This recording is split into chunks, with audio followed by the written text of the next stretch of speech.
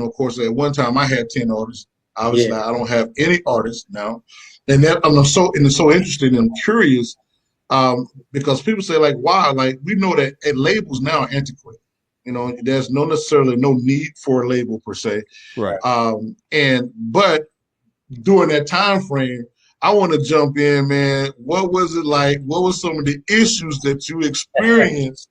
Because a lot of times, man, it's a different story when you're a label owner and you're funding stuff, Yeah. and I can already tell if you're a producer, man, you have that gleam in your eye when you hear Joker rhyming, and you're like, man, I want to do something with that. But tell me, I want to go through some lessons, some things that you learned as a label owner when labels were a thing, and trying to give artists an opportunity. What were some growing moments? And just go walk us through that, man. The good and the bad, brother. Sure, yeah, man. I would start with the good was I was able to connect with so many different artists. For me, it was more a mentorship and discipleship thing. I had young guys, I had older guys who were rapping, and it was just about allowing them to be free with the gift that God gave them, man. And just see that, man, God could use you through this. And that was my whole focus. The bad that came with that was some artists like, man, I'm about to blow up. You know what I mean? That was their focus. That was their thought behind it. I mean, right. Their whole mindset was, people are going to know who I am. I'm going to rap. I'm going to do this. I'm going to do that.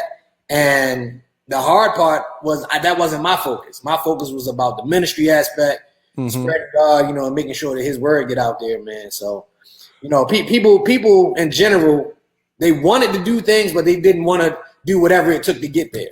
Correct. Meaning they were rapping about God. I had artists who rapped about God, and I'm like, man, when the last time you been in your Bible? You know what I'm saying? And I'm like, let's have a Bible study. They like, bro, let's have a studio session. It was just the whole concept of what we were trying to do together just didn't match. And I was like, bro, if you took a professional atmosphere and you were an accountant, I would expect you to be versed in what you do. I would expect you to have some sort of studying and knowledge of what you do. And they didn't even, this is a whole nother thing. So I think for me, man, the hardest part was just really finding people didn't have the heart for the ministry. And that was what I was all about, even though it was labeled. Right.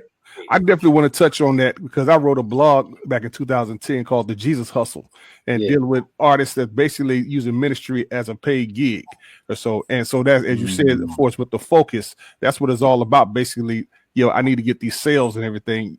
Basically, ministry became secondary, and folks and a lot of artists could not decipher between the two.